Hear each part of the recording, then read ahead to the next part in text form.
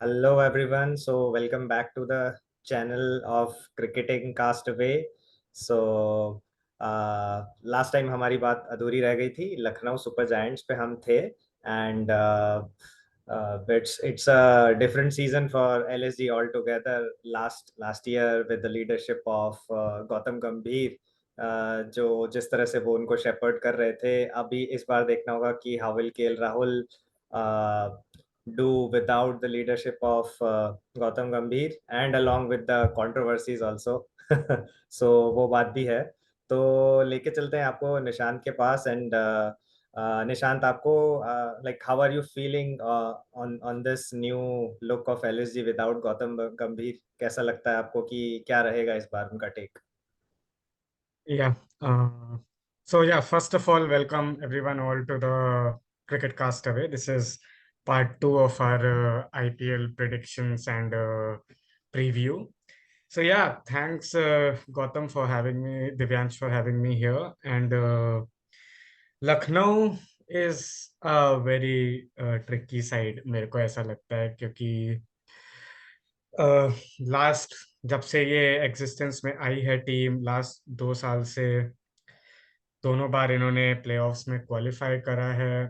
Team काफी solid दिखती है, बैटिंग काफी सॉलिड है with Rahul, with Quinton de Kock, Kyle Mayers, Nicholas Pooran, Marco Stoinis. So like they have a lot of fire power. और bowling में भी because of the pitches that they create, तो ज्यादा हाई स्कोरिंग गेम्स होते नहीं है Ekana stadium Lucknow में। तो they generally do have an upper hand in their home ground. लेकिन हाँ, बिकॉज गौतम गंभीर इस साल नहीं है, तो वो गंभीर फैक्टर बहुत बड़ा होगा। देखने में इंटरेस्टिंग भी होगा कि ये जो पिचेस बना रहे हैं पूरी स्पिन फ्रेंडली पिचेस बनाएंगे भी या नहीं।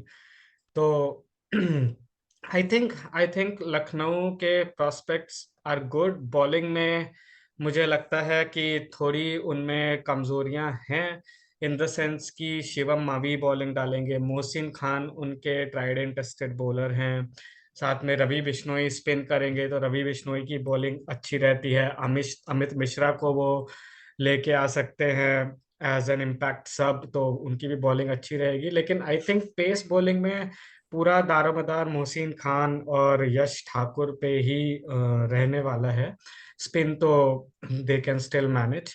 तो या I think overall this team again will be heavily dependent on how their batsmen and especially how their overseas batsmen perform.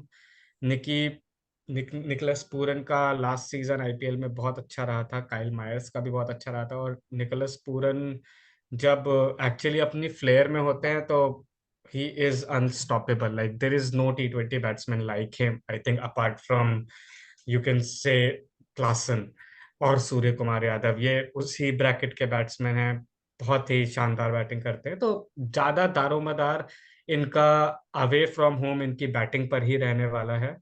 और होम कंडीशन में it's gonna be low scoring matches, तो वहां पे दे आर वेरी स्ट्रांग। आपको क्या लगता है?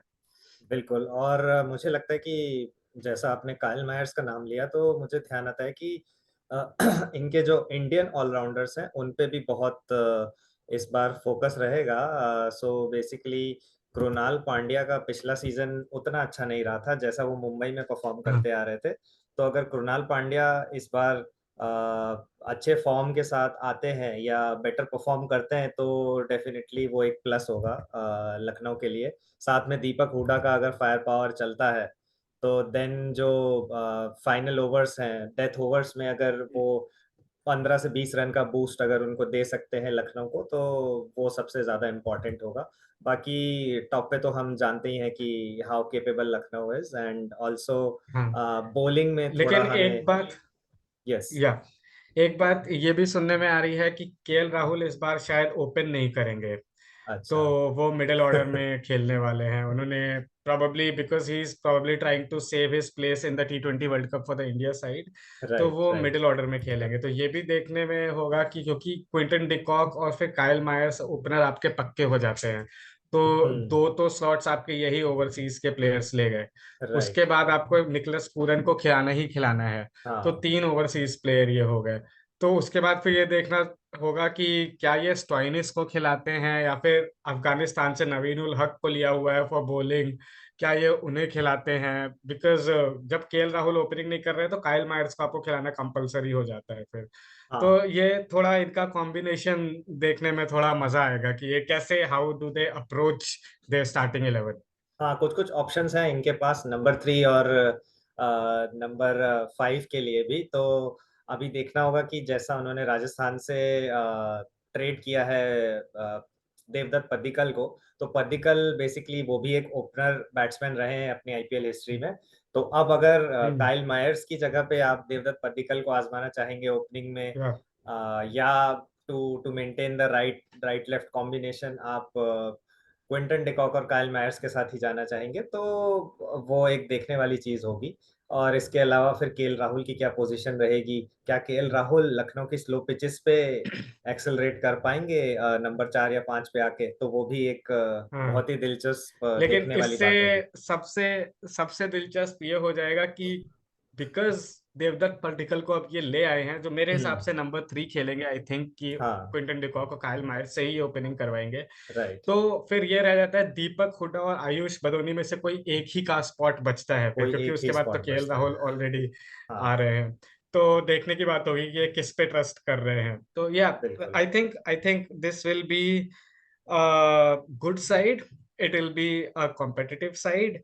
लेकिन let's see how their season goes. If they have to go all the way, a lot of players will have to put in a lot of shift, a lot of effort. So right. yeah, I think Lucknow as a base team they are sorted. Hmm. But yeah, let's see what they do. Moving on from Lucknow, uh, Punjab के बारे में आप क्या सोचते हैं? पंजाब का देखिए, कितने सालों से अभी उनकी वही कोशिश चल रही है कि कब वो साल आएगा जब हम एटलीस्ट नॉकआउट्स में या हम फाइनल खेल रहे होंगे। तो अब बड़ा इस बार भी थोड़ा ट्रिकी सिचुएशन है। पंजाब की टीम में कोई बहुत ज़्यादा बड़े नाम है नहीं। अगर हम हाँ। फॉरेन प्लेयर्स में देखें तो सैम करन है हमारे पास, एंड कगिसो रबाडा है जो कि बहुत ही जाने माने नाम है। But majorly Punjab is relying on their home grown talent. Apart from these Jonny Bairstow is also there, but Jonny Bairstow का जैसा इंडिया टूर रहा है अभी, तो हो सकता है हम्म। अगर वो उस माइंडसेट को छोड़ के ना आ पाए तो दिक्कत हो सकती है उनके लिए। और खासकर अगर टर्निंग विकेट्स पे सबने देखा है जॉनी बेस्टो को थोड़ी परेशानी होती है, तो मुश्किल हो सकता है। बाकी अगर बिल्कुल। इंडियन टैलेंट्स पे हम जाएं तो शिखर धवन जो कि बैकबोन है इस टीम की और कैप्टन भी है, तो शिखर धवन और जीतेश शर्मा जो है हमारे विकेट कीपर, इन दोनों पे सबसे ज्यादा भरोसा है in in terms of batting talent. And अगर ऑलराउंडर्स की हम बात करें तो ऑलराउंडर्स में हमारे पास कुछ नया रणजी टैलेंट आता हुआ दिखा है, जो इस साल के रणजी मैचेस में जिन्होंने अच्छा परफॉर्म किया है। अथर ताइदे हैं जो कि विदर्भ से खेल रहे थे, तो वो एक अच्छा परफॉर्मर साबित हो सकते हैं इस वाले सीजन में। और हमारे पास या पे ऑलराउंडर डिपार्टमेंट में ऋषि धवन है, जो कि अगर या बैटिंग में अच्छा कर पाए तो बॉलिंग तो उनकी रिलायबल रहती है, पर बैटिंग में अच्छा कर पाए तो एक मिडिल ऑर्डर को कंसोलिडेट कर सकते हैं। और ये या देखना होगा कि आई क्रिस वोक्स की जगह बन पाती है या नहीं बन पाती है, बिकॉज आई बैटिंग में थिंक थोड़ा वीकनेस है। हाँ, आई थिंक पंजाब के प्रोस्पेक्ट्स बहुत हेविली डिपेंड करने वाले हैं इस सीजन इनके इंग्लिश कंटिंजेंट पे। So that hmm. Is Jonny Bairstow and Liam Livingstone. Right. तो क्योंकि लिविंगस्टन बॉलिंग भी करवाते हैं बीच में आके, और बैटिंग में जब वही बात है कि जब वो परफॉर्म कर रहे होते हैं तो बहुत ही ज्यादा शानदार बैटिंग करते हैं, लेकिन लास्ट सीजन ऑब्वियसली अच्छा नहीं रहा था। और शिखर धवन 2 आईपीएल वेटरन हैं और रन के अंबार लगाए हैं इन्होंने आईपीएल में, लेकिन पिछले आईपीएल से इस आईपीएल के बीच में ज्यादा कुछ क्रिकेट खेली नहीं है। तो हम्म। अब किस फॉर्म में शिखर धवन आएंगे, कब तक मतलब वो इस डिपेंडेबिलिटी वाले प्लेयर रहेंगे, क्योंकि हमेशा रन तो बनाते ही हैं, लेकिन क्या इस बार बना पाएंगे या नहीं, वो बहुत ज्यादा इंटरेस्टिंग होगा। क्योंकि इनको भी, इनके पास बॉलिंग रिसोर्सेज में ज्यादा कुछ है नहीं, क्योंकि अभी इनके पास वो हैं अपने अर्शदीप सिंह हैं, जिनका अर्शदीप सिंह है, ये हाँ। सीजन डोमेस्टिक क्रिकेट में इतना ज्यादा अच्छा गया नहीं है। फिर अगर ये केजी रबाडा को खिलाएंगे, या फिर नेथन एलिस को खिलाएंगे, या फिर सैम करन को खिलाएंगे, इन तीनों में से किसी एक ही की जगह बनती है, क्योंकि बेयरस्टो और लिविंगस्टन तो 100% वैसे ही खेल रहे हैं। उसके बाद फिर कैसे कैसे ये टीम मैनेज होगी, लेकिन पंजाब काफी डिसअपॉइंटिंग सी साइड लगती है मेरे को, क्योंकि हर बार ये, मतलब मैंने कभी नहीं देखा कि ऑक्शन में लास्ट टाइम जब ये कभी अच्छा खेले थे तो वो शॉन मार्श वाला टाइम था जब ये अच्छा खेलते थे, जिसको अब डेकेड होने वाला है अब। ना हाँ। आईपीएल के ऑक्शंस में कुछ इतनी अच्छी फॉरवर्ड थिंकिंग टीम बना पाते हैं, और ना वो पिच पे कभी टर्न आउट होता दिख पाता है। और इस बार स्टेडियम भी चेंज हो रहा है, तो मोहाली हम्म। से दूसरे स्टेडियम में जा रहे हैं जो उनका नया होम ग्राउंड होगा। वो भी कैसे रिएक्ट करेगी, पिच उसकी कैसे रिएक्ट करेगी, तो बहुत सारी अनप्रिडिक्टेबिलिटीज हैं पंजाब के साथ। तो I think it this is going to be a tough season for Punjab. Personally I I don't rate them much highly. Right, बहुत सारे अननोन से निशांत, और जहां तक मैं समझता हूँ फॉरेन प्लेयर्स अगर वो जाएंगे तो एक सेफ कॉम्बिनेशन होगा बॉलिंग में रबाडा, एंड ऑलराउंडर में सैम करन और क्रिस वोक्स में से वो किसी एक को ले सकते हैं। और बैटिंग को तो हमने आइडेंटिफाई किया ही है, जॉनी बेस्टो और लिविंगस्टोन को उन्हें लेना ही पड़ेगा, बिकॉज उनकी बैटिंग बहुत वीक हो जाती है वरना। तो यही लेकिन कॉम्बिनेशन रबाडा है। में भी अगर आप देखें तो दो T20, मतलब दो टेस्ट क्रिकेट के वो one of the greatest bowlers of modern era हैं। वनडे में भी ठीक करते हैं, लेकिन T20 में इनका फॉर्म इतना ज्यादा अच्छा रहता नहीं है। 11 की इकोनॉमी से रन देते हैं। राइट। तो मतलब आई वुड थिंक कि Sam Curran would be a better option than Rabada, and Nathan Ellis would be a better option than Rabada, hmm. Because at least वो लोग बैटिंग से भी कंट्रीब्यूट कर पाते हैं। तो करेक्ट, करेक्ट। देखना होगा कि ऐसे उनको बाहर भी नहीं बिठा सकते हैं पूरे सीजन के लिए, because he is one of the star signing and A marquee player. Right. तो बहुत बहुत बहुत सारे पजल्स हैं जो पंजाब को सॉल्व करने हैं इस बार। बिल्कुल, बिल्कुल। तो इसके साथ हम बात कर लेते हैं the last but not never the least team, जो कि सबसे ज्यादा पॉपुलर रहती है, जिनका स्लोगन ही अब बन गया है, ई साला कप नाम दे, जो कि नाम दो कर दिया है ऑल दो विमेन्स टीम ने, हाँ, बट देखते हैं हमारे छोरे इस बार कुछ कर पाते हैं कि नहीं कर पाते। तो मूविंग टू नहीं, आरसीबी। सो आपका क्या या कहना है आरसीबी के बारे में?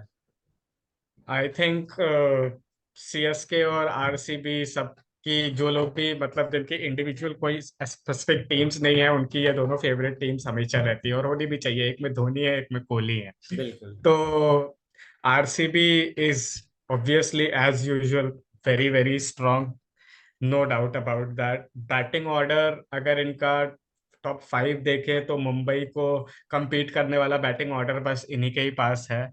आप स्टार्ट करते हैं डुप्लेसी और कोहली से, उसके बाद आपके पास रजत पाटीदार आ जाते हैं, कैमरून ग्रीन आ जाते हैं, मैक्सवेल आ जाते हैं। तो काफी ज्यादा स्ट्रांग टीम है बैटिंग वाइज। लेकिन इसमें भी इस साल दो चीजें जो हैं जो मेरे लिए थोड़ा सा वरी का फैक्टर है। First of all Rajat Patidar, जिनका टेस्ट मैचेस में इतना अच्छा परफॉर्मेंस नहीं रहा था, और पिछला आईपीएल खेले भी नहीं थे। तो थोड़ा सा अननोन है कि क्या वो वही फॉर्म शो कर पाएंगे जो 2022 वाले आईपीएल में शो करी थी। That would be a concern for me. और ऊपर से फिनिशिंग स्पॉट पे अभी भी डीके है, जो हम्म। कि ज्यादा मैचेस खेलते नहीं हैं, अब हर फॉर्मेट से रिटायर हो चुके हैं। तो क्या वो आखिरी की 5-10 बॉलें जो उन्हें इंटरेस्ट करी जाएंगी उनमें आके वो छक्के लगा पाएंगे, या फिर अब बॉडी एज हो रही है। तो वो देखने वाली चीज होंगी। ये दोनों मेरे लिए बैटिंग लाइनअप में काफी बड़ी कंसर्न्स हैं। और उसके अलावा ऑब्वियसली चेन्ना स्वामी बॉलिंग के लिए तो सबका डेथ बेड रहता ही है। तो दैट आपको क्या लगता है आरसीबी के इस बार के प्रोस्पेक्ट्स? आरसीबी में, हाँ, जैसा कि आपने बोला टॉप 6 में फायर पावर है, बट पॉइंट इज क्या वो एक साथ क्लिक कर पाएंगे, at least some of them. Because जैसा कि रजत पाटीदार का था, रजत पाटीदार का फॉर्म अभी अच्छा नहीं चल रहा है, प्लस जो दिनेश कार्तिक है उनको मैच प्रैक्टिस की थोड़ी कमी रहेगी। एंड तो हमारे चार बड़े नाम वही, तीन बड़े नाम वही हैं, du Plessis, Virat Kohli and Glenn Maxwell. इनका चलना बहुत जरूरी या होगा अगर हमें अच्छा स्टार्ट देना है आरसीबी को, because without a good see start. के लिए भी, हम्म। या डुप्लेसी भी क्योंकि रिटायर हो चुके हैं इंटरनेशनल फॉर्मेट से, और लास्ट सीजन लीग्स में भी इतना अच्छा करा नहीं है अराउंड द ग्लोब डुप्लेसी ने। हम्म। और आरसीबी के लिए, if RCB have to go all the way, they have to outscore teams. There right. Is no other way they will win this IPL. उनको कंसिस्टेंटली हर एक मैच में teams को outscore करना पड़ेगा। I think बिल्कुल। Cameron Green is a huge signing for them. I think he'll turn out to be a really, really good signing for them. और वो बैट से भी कंट्रीब्यूट करेंगे, बॉल से भी कंट्रीब्यूट करेंगे। लेकिन या डुप्लेसी, पाटीदार और डीके, ये जो तीन हैं, अगर ये फायर नहीं कर पाए तो आई थिंक इस बार फिर कप थोड़ा शायद दूर ही रह जाए आरसीबी से। हाँ, और ऑल्सो मैं जो देख रहा हूँ स्पिन डिपार्टमेंट में एक्सपीरियंस की बहुत कमी है। करण शर्मा एक हमारे पुराने बॉलर हैं, बट करण शर्मा आईपीएल के अलावा ज़्यादा दिखाई नहीं देते हैं कहीं, और उनका परफॉर्मेंस भी मोरलेस एवरेज ही रहा है पिछले कुछ सालों में। तो या और यहाँ पे कर्ण शर्मा का साथ देने के लिए मयंक डागर को उन्होंने लिया है। तो मयंक डागर भी आईपीएल सेक्टर में कोई बहुत जाना माना नाम नहीं है, और देखना होगा या कि उनकी परफॉर्मेंस कैसी रहती है, बिकॉज या ज्यादा किसी ने उनको एज अ थ्रेट कंसिडर किया नहीं है अभी तक। तो या आरसीबी का थोड़ा और बॉलिंग डिपार्टमेंट में इश्यू रहेगा। बॉलिंग डिपार्टमेंट में एक ये भी इशू रहेगा, क्योंकि बिकॉज फाफ डू प्लेसी हैं, वो खेलेंगे ही खेलेंगे। कैमरून ग्रीन है, वो खेलेंगे ही खेलेंगे। हम्म। मैक्सवेल है, वो खेलेंगे ही खेलेंगे। तो तीन आउटसाइडर स्टॉप स्पॉट्स तो यही चले गए। उसके बाद आप रीस टोपली को खिलाते हैं, जो आपको अपफ्रंट विकेट दिला सकते हैं, या फिर आप लॉकी फर्ग्यूसन को खिलाते हैं, जो कि आपको डेथ बॉलिंग में विकेट दिलाएंगे, क्योंकि सिराज आपको टॉप पे और नीचे दोनों जगह विकेट्स नहीं दिलाएंगे। और राइट। सिराज खुद भी डेथ बॉलर इतने ज्यादा जाने माने हैं नहीं, ऊपर से विकेट दिलवाते हैं लेकिन डेथ बॉलिंग में इतना ज्यादा है नहीं। और आरसीबी अक्सर जो मैचेस हारती है वो लास्ट के 3-4 ओवर में हार जाती है, जब वो रन लीकिंग रोक नहीं पाते हैं अपने चिन्ना स्वामी पे। बिल्कुल। तो ये बहुत बड़ा डिसीजन रहेगा मेरे लिए कि टॉपली को खिला रहे हैं या लॉकी फर्ग्यूसन को खिला रहे हैं। हाँ, क्योंकि पेस बैटरी उनके पास ऑप्शंस बहुत है, बट हाँ क्योंकि उनकी ये लिमिटेशन है because of the three names that जो आपने बताए, कैमरन ग्रीन, या मैक्सवेल एंड डुप्लेसी हिमसेल्फ। तो बहुत मुश्किल होने वाला है यहाँ पे, क्योंकि उनके पास अल्जारी जोसेफ भी है ऐसे प्लेयर हाँ जो कि डेथ में अच्छा यॉर्कर डालते हैं, बट हाँ, प्रॉब्लम वही आएगी कि तीन इनमें बॉलर्स से, के लिए एक हाँ, स्पॉट है। एक स्पॉट है, तीन बॉलर्स के लिए एक स्पॉट है। तो अब हो सकता है ये रीस टॉपली को लेके एडवांटेज लिया जाए पावर प्ले में, विद रीस टॉपली एंड हाँ Siraj they open and try to हाँ get the wickets. And and की जिम्मेदारी आकाशदीप को फुलफिल करनी पड़ेगी। They have to he have to like work on skill of death bowling, so that वो कमी पूरी कर पाए, बिकॉज हम एक और ओवरसीज प्लेयर नहीं ले लेकिन सकते हैं यहाँ चिन्ना पे। चिन्ना स्वामी जैसे स्टेडियम में एक अनटेस्टेड यंगस्टर बॉलर को हाँ। आप डेथ बॉलिंग की अगर जिम्मेदारी देते हैं, तो आई हम्म। थिंक मेरे लिए ये प्लेयर के साथ भी नाइंसाफी जैसी ही नाइंसाफी चीज है, है। क्योंकि बड़े राइट। बड़े बॉलर्स भी वहां पे रन रोक नहीं पाते हैं डेथ में। हमने तो देखा है हर्षल हर्षल पटेल तक को बहुत मार पड़ी है हाँ डेथ ओवर्स में, जबकि वो तो एक डेथ स्लो बॉलिंग ऑप्शन की तरह बहुत ही हाँ प्रॉमिसिंग प्लेयर माने जाते हाँ। हैं, उनकी स्लो स्लो और बॉलिंग और चेंज ऑफ पेस से। इसी वजह से इस बार ऑक्शन में उनको निकाल भी दिया है पंजाब को, इसीलिए वो दे भी दिया गया है, क्योंकि हाँ, इनको ये नहीं लग पा रहा था कि ये रन बचा पाएंगे। तो चेन्नई स्वामी में रन बचाना भी तो बहुत बहुत मुश्किल बात है, बहुत हर मैच मुश्किल में है। 200 लग जाते हैं। आपको टारगेट ऐसा सेट करना पड़ेगा कि सामने वाली टीम चेस करने से पहले ही 50% मैच अपने दिमाग में ही हार जाए। चिन्ना स्वामी के सारे मैचेस में ये होगा कि टारगेट 200 तो कहीं नहीं गया। बात यह है कि आप अगर 220 बना रहे हैं तो सामने वाली टीम 210 तक पहुंच जाएगी। हाँ। लेकिन अगर आपने 200 बनाए हैं तो सामने वाली 205 बना के निकाल सकती है match. That is the wicket. Right. तो आईपीएल, आई थिंक ये विराट कोहली के लिए बहुत बड़ा सीजन होने वाला है। बिना विराट कोहली के कुछ होगा नहीं। लेकिन विराट कोहली का कितना बड़ा सीजन होता है आईपीएल में इस सीजन, ये ही आरसीबी के फॉर्च्यून्स को आई थिंक डिफाइन करेगा।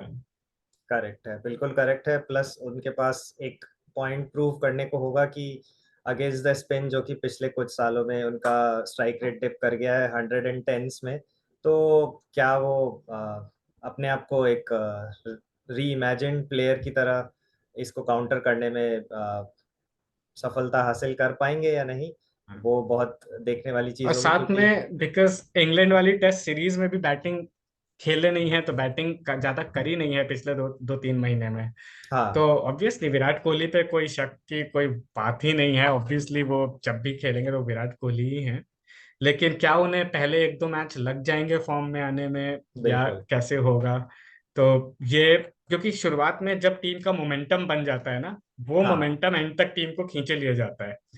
तो देखने वाली बात होगी। हाँ, वर्ल्ड कप के बाद से खेले नहीं है, तो 4 महीने का ब्रेक भी आ चुका है, तो to get into hmm. That mindset and वो देखने वाली बात होगी कि वो कैसे कोप अप करते हैं इनसे। तो सो आई थिंक आरसीबी के प्रोस्पेक्ट्स अच्छे हैं। अच्छे हैं। But let's get to the meat of our today's discussion. Yes. आपके हिसाब से टॉप 4 टीम्स इस बार प्लेऑफ्स में कौन से जाने वाली है? टॉप 4 टीम्स मेरे हिसाब से, मैं जो गिनता हूँ, मुंबई, क्योंकि पांड्या की लीडरशिप में, रोहित शर्मा के सपोर्ट के साथ, it would be a team to beat. और उसके बाद सीएसके को मैं हमेशा से फेवर करता रहा हूँ, तो मुंबई, सीएसके, और तीसरी मेरी टीम होगी राजस्थान। इन इन तीनों टीम्स के बारे में मेरे दिमाग में कोई डाउट नहीं है, बिकॉज इनके पास बहुत अच्छा टैलेंट है और बहुत अच्छी फॉर्म के साथ प्लेयर्स आ रहे हैं आईपीएल टूर्नामेंट में। सवाल जो बच जाता है वो है बस फोर्थ पोजीशन का। तो फोर्थ पोजीशन या। में मैं 3 टीम्स को कंसिडर कर रहा हूँ, और इन अ पर्टिकुलर ऑर्डर। सबसे ऊपर आती है फोर्थ पोजीशन के लिए लखनऊ। देन मेरे लिए रहेंगी KKR, because Gambhir is back and he would definitely yeah. Try to give them a boost in terms of their standing in the tournament. Yeah. और उसके बाद लखनऊ हो गई हमारी, लखनऊ के बाद हमारा केकेआर हो गया। और तीसरी टीम अगर सरप्राइज करेगी तो आरसीबी है, क्योंकि आरसीबी की हम्म। अगर किस्मत अच्छी रही तो आरसीबी भी डेफिनेटली प्लेऑफ्स में आएगी। तो ये या। मेरा प्रिडिक्शन है for for the top 4। Yeah. I think similar similar to what you said. I think मेरे लिए 2 टीम्स जो अभी मैं देख रहा हूँ which look to me the strongest right now are Mumbai and Rajasthan. I think ये दोनों का ऑलमोस्ट 90% सर्टेन हूं मैं, before the ball is bowled, कि ये टॉप 4 में आ ही आ रही हैं, मुंबई एंड राजस्थान। उसके अलावा थर्ड टीम जो मुझे लगती है would be CSK. But I am still not 100% sure about the fact कि सचिन रविंद्रा कैसा करेंगे, because Matthew Wade would be, sorry Matthew Wade बोल रहा हूँ, Devon Conway. Devon Conway would be a huge loss for them. So let's see how they perform. But I'll still go with CSK for the third spot. And मेरे लिए fourth spot I think should go to Sunrisers Hyderabad, because I think if this team finally clicks under the captaincy of Pat Cummins, I think they have all the bases covered. बिल्कुल। तो मेरे लिए मेरी top 4 होगी in that order: Mumbai, Rajasthan, CSK and Sunrisers. So that would be my top 4। Bottom 3 आपके लिए कौन सी teams है जिनसे आपको कोई ज्यादा उम्मीद दिख नहीं रही है? तो बॉटम 3 देखा जाए तो मेरे हिसाब से 2 टीमें जो पिछली बार भी बॉटम 3 में थी, उनके प्रोस्पेक्ट्स मुझे इस बार भी थोड़े कमजोर लग रहे हैं। सबसे पहले उसमें आती है पंजाब किंग्स एंड उसके बाद है दिल्ली। दिल्ली में हालांकि ऋषभ पंत वापस आ रहे हैं, हो सकता है ये टीम सबको सरप्राइज करके फोर्थ पे भी फिनिश कर दे। बट अभी तक जैसा देखा गया है, लीडरशिप इतनी स्ट्रांग नहीं रही है दिल्ली टीम की। और देखना होगा ऋषभ पंत अगर एज अ कैप्टन आते हैं, क्या वो प्रेशर के लिए रेडी हैं, उस प्रेशर के लिए।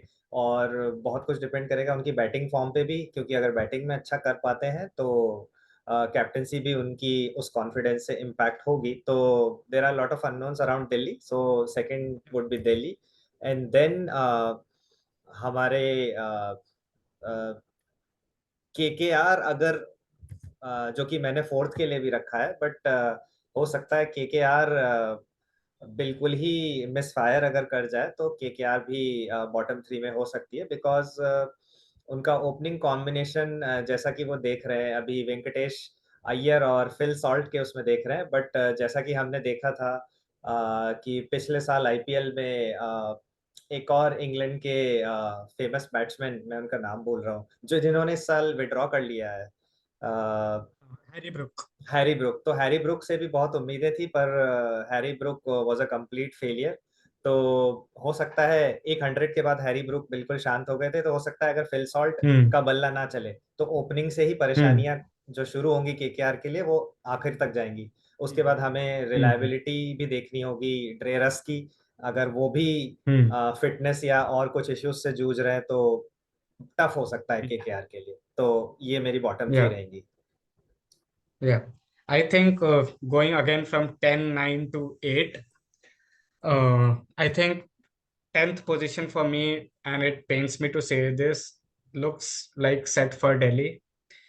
आई थिंक इनके पास एक ही प्लेयर है जिसका अगर बड़ा सीजन हुआ तो ये शायद कुछ कर पाए, that is Mitch Marsh.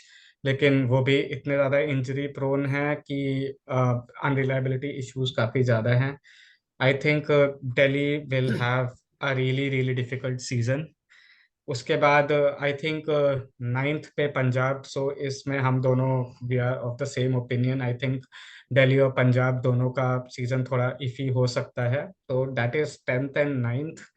And I think 8th position again for me it's a fight between two two teams. पहली is KKR. Unfortunately, though Gautam Gambhir is here and he can change it around, but there are a lot of unknowns. Shreyas Iyer की fitness is an unknown. कैसा team perform करेगी तो we'll have to see. And I think Gujarat, because I think Hardik Pandya will be a huge miss for them. उनकी captaincy, उनका middle over में batting करना, और opening bowling भी करते हैं, कभी मिडिल में बॉलिंग करते हैं। तो आई थिंक गुजरात के लिए, even though I firmly believe कि शुभमन गिल का ये सीजन भी काफी अच्छा जाएगा। हो सकता है पिछले सीजन जितना अच्छा ना जाए, लेकिन फिर भी काफी अच्छा जाएगा। But I think Gujarat can be in for a dog fight this season. So right. yeah, I think these are my bottom three predictions. So I think this concludes then our episode for the preview of the IPL. Yes. Divyansh, any last thoughts before we go? How you feeling? 2-3 दिन ही बचे हुए हैं अब पहले match के लिए। Excitement level कहाँ पे पहुंच रहा excitement level is gradually picking up. है? और Yeah.